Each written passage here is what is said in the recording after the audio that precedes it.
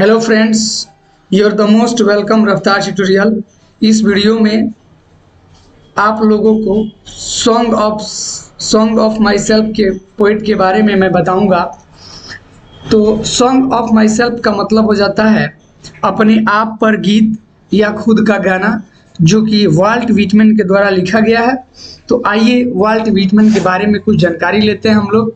तो देखिए, volt Whitman का जन्म 1819 में हुआ और इनकी मृत्यु 1892 में हुई। और द पीपल्स पोएट, इनको अमेरिका के अंदर लोगों का कवि कहा जाता था। Is perhaps the most individualistic literary figure that America has ever produced। देखिए, शायद सबसे अधिक व्यक्तिवादी साहित्यिक व्यक्ति थे ये अमेरिका के अंदर, जिसे अमेरिका ने कभी बनाया था। He began working as a carpenter before his 12th birthday। अब देखिए, उन्होंने अपने 12वें जन्मदिन से पहले बढ़ई का काम शुरू किया था। वो बढ़ई के माने उसके बाद से और भी बहुत सारा काम किए थे। He also worked as a printer के रूप में उन्होंने काम किया था, टीचर के रूप में काम किया था, एडिटर के रूप में भी काम किया था। और जब अमेरिका के अंदर सिविल वार चल रहे थे तो उसमें उन्होंने वॉलंटियर का काम भी किया था, नर्स वॉलंटियर के रूप में काम किया था। अर्थात जो भी सिविल वार में घायल हो जा रहे थे उन लोगों का वह थोड़ा बहुत इलाज करते थे, ठीक है ना। और देखिए, व्हिटमैन्स पोएट्री जितने भी वाल्ट व्हिटमैन के द्वारा जितने भी कविता लिखे गए, all of which is collected in leaves of grass. उन्होंने क्या किया, उन सबको कलेक्ट कर दिया, एकत्रित कर दिया और उसका नाम रख दिया लीव्स ऑफ ग्रास, ठीक है। Is known for its free rhythm and lack of rhyme. और कहा जाता है कि वह अपने मुक्त लय और तुकबंदी की कमी के लिए जाने जाते थे, ठीक है ना। और देखिए आगे, Whitman first published it at his own expense इन 1855। देखिए, व्हिटमैन जो थे, वाल्ट व्हिटमैन जो थे, वाल्ट व्हिटमैन ने इसे पहली बार 1855 में अपने खर्चों पर प्रकाशित किया था। यानी लीव्स ऑफ ग्रास जो इनका पोएट्री का कलेक्शन था उसको इन्होंने ऑन एक्सपेंस पर 1855 में पब्लिशड किया। However, the free form of the poems and the joyful dedications to the importance of the individual were not well received at the first। देखिए, यहाँ पर कहा गया है कि हालांकि कविताओं के मुक्त रूप और व्यक्ति के महत्व के प्रति हर्षित समर्पण पहले प्राप्त नहीं हो पाए थे। अर्थात इनके पहले अमेरिका में कोई ऐसा लेखक नहीं था जो कि अपने आप के ऊपर, यानी कि किसी व्यक्ति का, या कह सकते हैं इम्पोर्टेंस ऑफ द इंडिविजुअल के ऊपर कोई भी बातें नहीं लिखा था, ठीक है। लेकिन ये पूरे समर्पण के साथ उसको लिखे थे, इसीलिए फर्स्ट टाइम में शायद लोगों को अच्छा नहीं लगा था। और आगे कहते हैं, In effect, his collection of the poem cost Whitman his job as it was taken to be obscene। देखिए, कहा जाता है कि वास्तव में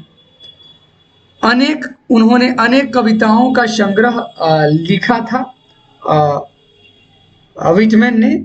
उनके कामों की कीमत चुकानी पड़ी क्योंकि इन्हें अश्लील माना गया। देखिए, इतनी सारी कविताओं को उन्होंने लिखा, ठीक है, उसका कीमत लोगों को उन्हें प्राइज देना चाहिए, लेकिन लोग क्या समझने लगे, बदले में इनके द्वारा लिखी गई कविता जो थी वह obscene मानी गई, अश्लील मानी गई, भद्दी मानी गई, अच्छी नहीं मानी गई।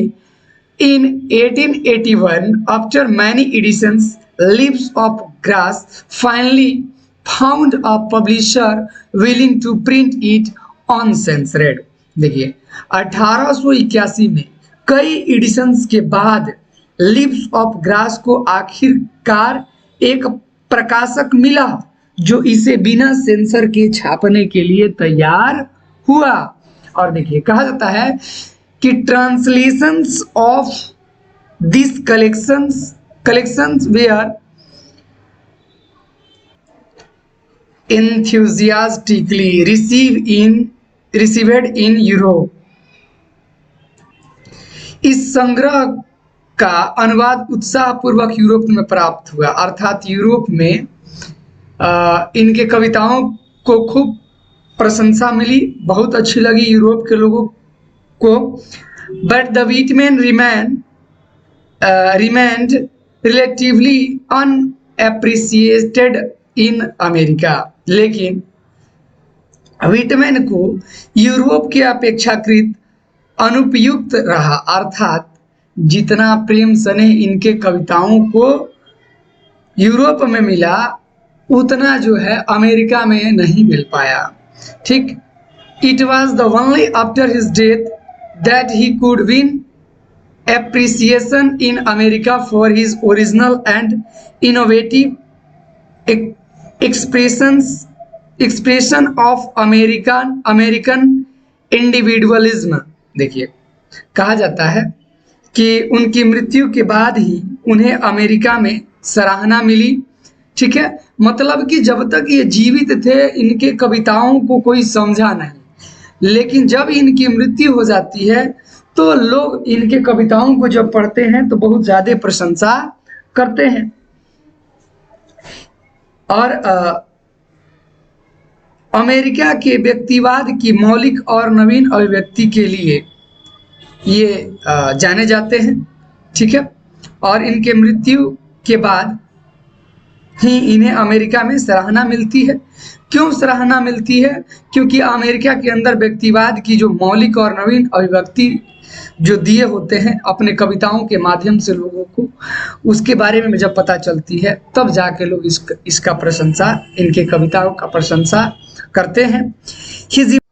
His important work include Leaves of Grass 1855 and Drum Taps 1866। इनका महत्वपूर्ण जो कविता है वह लीव्स ऑफ ग्रास है और ड्रम टैप्स है। लीव्स ऑफ ग्रास जो है 1855 में पब्लिशड हुआ था और ड्रम टैप जो है 1866 में। That's all friends, it's all about the writer now. I will see you all in the next video with the Hindi explanation of song of माई सेल्फ।